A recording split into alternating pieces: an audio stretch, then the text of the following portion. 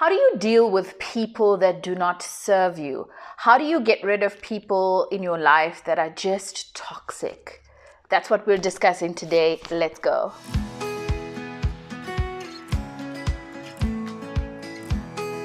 Hey Royal Family, thank you for choosing the front row today with myself, Roanna Moodley. And today we're talking about how do you deal with losing friends that do not serve you?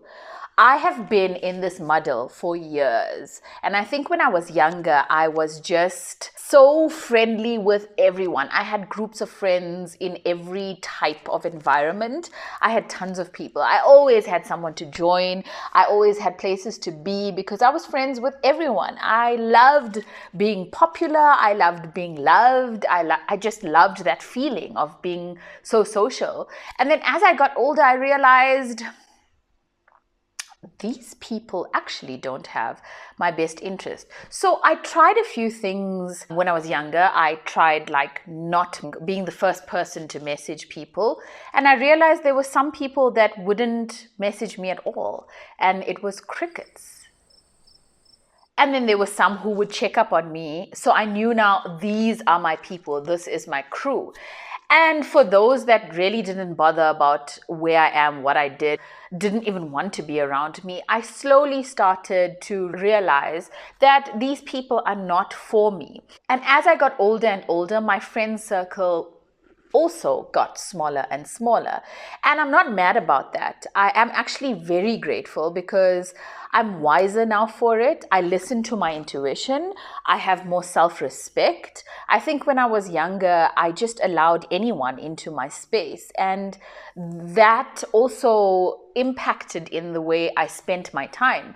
I think if I hadn't joined all those people, I could have invested more time in myself and my personal growth and possibly even propelled myself further on in life had I not wasted time partying with people, going out with them. I mean, there were instances where I would just spend hours just talking to friends that I don't even talk to now because those people never really had my best interest at heart. I find that lots of people my age talk about how the friend circle gets smaller.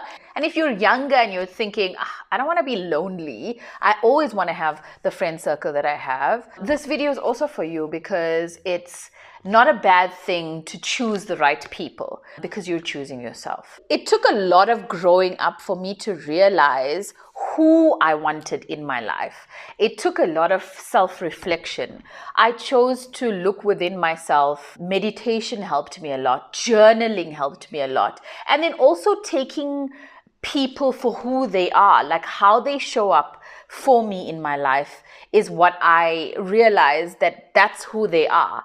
And I think the mistake I made when I was younger is that I always wanted people to behave the way I would behave, or I expected them to react to a situation the way I would react to a situation. And I slowly learned that that's not how life is. And in my friend circle especially, I felt like if I was going to allow people within my circle, that means I would share a little bit more of my life and they would know a little bit more about my personal life. And if I'm going to do that, you need to also have good intentions for me. Further to that, I want to get something from you. I want to learn from you. I want to bask in the positivity that you also have, the zest and the zeal that you have. And that's why I want to be your friend. But if you're not giving me any of that and it seems like it's just you taking from me and that's the relationship, then perhaps we shouldn't be friends and we should just be acquaintances. So I became very, very strict with how I interact with people and who I choose in my circle. And I keep that very, very tight. I also do the same thing with family. I realize that just because we're family doesn't mean that I have to join you and that I have to roll with you and then I have to be around you all the time, because even family can be toxic. I grew up in a family that was always together, weekends, public holidays, all the time we were always together. And I think my parents also kind of put me in this little circle that my cousins were my friends because I was only exposed to them. And then you grow up and you realize that there's more out there in the world, and there's kinder people out there. And then as I started to make friends outside of the family circle, I realized that I don't think these people are being kind to me. I don't think you insulting me all the time about how the way I look, the way I speak, whatever, is something that's kind. I don't think you teasing me at the expense of me all the time is being kind. I don't think you leaving me out and not inviting me to things and gossiping and scandalizing about my family and I is kind. And when I realized that, I was like, okay, even though they're related to me, they're not my people, and that's toxic, and I don't want to be around that. And I slowly started to separate myself from the toxic family members that didn't have my best interest, because every time I was around them, they would never have something positive to say, and they would be energy drainers, and I don't need that in my life. So I started to look elsewhere for positivity. And what I found through my journey and through my learnings is that the positivity and the happiness starts with me. I need to internalize and realize that I am able to keep myself happy. I am able to keep myself healthy in mind, body, and spirit. And when I realized that and I turned towards myself and focused my energy on myself, I then also wanted to attract that in the people that I exposed myself to, whether that was in the work environment, whether that was in a friendship environment, or whether that was in family environment, because whoever I am around has an impact in my energies, has an impact in the way I think. There is truth in you are who you join. And I take that extremely seriously. I don't want to be a person who's toxic. I don't want to be like a person who's negative. I don't want to be a person who is an energy drainer and who has a victim mindset. I want to be with people who are abundant, who want more things in life, who are happy for other people, who are not jealous, who are not conniving, who are not insulting. And so I just realized that there was a bigger purpose for me. And I wanted to share this with you because it's such an important and fundamental topic, because it's one thing to say, I'm not going to roll with you. But why? Why do we need to make a decision like that? And also, how do we then help other people to turn themselves around to just be positive? It's this platform that's going to allow us to hopefully open some eyes with people that are mean and that have a victim and closed mindset. And if that doesn't happen for them, then that's their journey. But we are here to be self-obsessed and to develop ourselves so that we can live our best, highest, truest version of ourselves. So how do you know that your friends are not serving you? They don't show you support. Every time you tell them that you're going to do something, they either snigger at you, they either roll their eyes, they either skinder about you or gossip about you to someone else. That is not your friend. They're always negative. Every time you talk to them, they have negative stuff to say. They just drain your energy, and being around them feels like death warmed up. That's not the person I want to be with. It feels like a one-sided relationship. You give, but you're not getting anything from this person. So why are we doing this? This is not a relationship. It's not healthy. It's toxic. Friends who don't serve you also manipulate everything in their favor. They're never there to support you. Like, I used to have a lot of dance shows and I used to invite all of my friends. And then I realized there were many of them that didn't come to the show to support me. That shows that you're really not happy for me. But when I need to do something for you, then suddenly they're my friends. Is that fair? There is dishonesty and betrayal.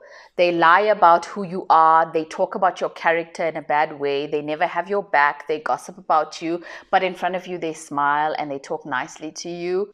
They're not friends that serve you. Okay, so we now know how to identify friends that do not serve you. What's next? The first thing is that you have to validate your feelings. It's okay to feel a certain way. It's okay to feel hurt by this person. It's okay to identify the emotion that you're going through, because it was a friend. It was someone that you cared about. So once you identify it, you put it in a box and you realize, okay, I'm feeling a certain way about this situation. This person hurt me because I realized that they didn't have the best interest for me. They didn't serve me. Then it's time to reflect on the things that they have done and set boundaries. boundaries. It's also important to communicate those boundaries and let this person know that, hey, I don't really like this particular thing that you did, or I don't really like this particular way that you treated me, and watch how they react to that. If they respect you and they turn things around for the better, then perhaps you could give them a chance. But I'm always of the philosophy, if people show you who they are the first time, believe them. And then learn and grow from those experiences. As you go through this process and you get older, you'll realize that you have a better understanding of what you want in a relationship with a friend and what you don't want. And then you continue growing and getting better, and your circle will get healthier that way. You also need to remember that you have to stay true to yourself.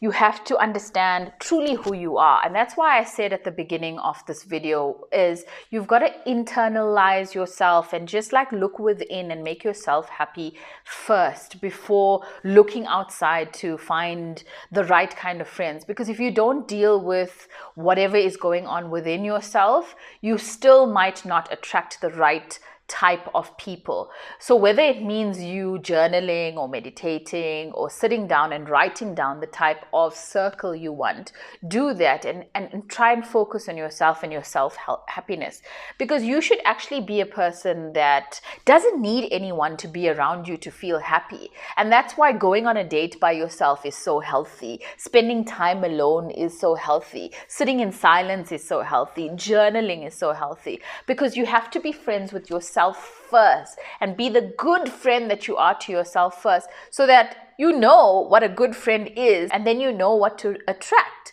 If you're not a good friend to yourself first, how the hell are you going to expect someone else to be a good friend to you? Wake up, honey. And now that we've gone through the step-by-step guide of what to do, how do you find your tribe? First and foremost, you have to know who you are. Like I said earlier, you have to internalize, look within yourself. Who is the person you want to be, and show up as her every single day. And that's how you're going to attract like-minded people, perhaps people you can grow from, have mentors, the right circle. It's the only way. Be open and approachable. Smile, talk to people, go out of your comfort zone and introduce yourself to people. I, for the longest time, have been so intimidated. People will probably not believe this about me. If you know me, you think, I'm such an extroverted person. I was actually very introverted. I didn't want to talk to people. I felt awkward. I just hated the concept of just walking up in a crowd and talking. And so I put myself in uncomfortable situations. I worked at broadcasting. I stood on stages and started speaking to people. And every time I did it, it was daunting, until one day it wasn't daunting again. So with practice, repetitive behavior, putting yourself in uncomfortable situations to grow yourself, that's the only way that you're going to attract different kinds of people. But if you're going to consistently keep yourself in the same box, in the same circle, in the same environment, and not expand yourself, guess what? You're not going to expand your tribe. Joining social activities is also such a great way of meeting new people and collaborating. You never know what may happen. You might click with someone and they could be your bestie afterwards because we're so like-minded. So I love joining socials, especially when it is socials that is something that you love. Then you know the people that are coming to this type of social are people that are interested in the same thing. The other thing I like to do is reach out to people. Send them a message. Say, I love your content on social media. I love what you've done on YouTube. And you never know how that friendship can blossom. I sent a message to someone who is in India, and she is a phenomenal influencer, and I just love her vibe. And she messaged me back, and now we talk to each other online, and she's just such a boss babe. And I just love the fact that I went out of my comfort zone and reached out and spoke to her. And hopefully one day we could meet each other and we could do lunch. So it's things like that, just putting yourself out there and saying, I'm going to attract the right kind of people in my circle. And something for you not to forget is don't rush it. Don't rush it. These things take time. You have to gradually work your way to getting the right kind of people in your circle. And it's okay for you to be alone as well if you feel like you haven't found the right kind of people and everyone around you is not serving you. And then you just start with yourself first, being your best friend, taking yourself out, treating yourself well, giving yourself what you deserve. and then looking outside and saying, okay, universe, I'm attracting the friend that I am to myself. That's who I want. And it's amazing how things can turn around for you. I'm actually getting goosebumps about it because this is such a beautiful space to be in, where you have the ability to choose the right people within your circle, the right people that you truly deserve and that you truly need in your life. And if you ask the universe, let me be the highest, truest, best version of myself, and help me to do that, and help me attract people that I need in my life that will help me be the best version of myself. That's when beautiful things happen. And you start looking around, and it's amazing the kinds of people you will bump into and you will have collaborations with, relationships with. And also just remember that it's okay for certain friendships to last for a period of time and then fizzle out, because perhaps that's the reason they were supposed to be in your life. It was just for that chapter, and they taught you great things, and they were there for you for that period of time, and that's okay. And actually, you should be grateful for that. So go in it with a step in your vibe and a smile on your face, because you know that you are going to attract the right kind of people, the right kind of vibe, and everything that you deserve. You deserve greatness. You deserve a life full of love and joy, surrounded by people who truly love you, who truly want to be in your presence as much as you want to be in theirs. You should never be, I really don't want to see so and so. You should be happy that this person wants to be around you, and they should feel the same about you. It should never feel like a burden. It should never feel like a have to or a forced thing. And conversations should never feel awkward or made up. Even when you guys are sitting in silence, it should feel comfortable. And that's when you know you've chosen the right tribe. It's been a pleasure doing this video for you. My name is Roanna Moodley, and I'm here to serve you to be the best version of yourself. Thank you very much for choosing the front row. Let's do this again next week, same time, same place. Ciao.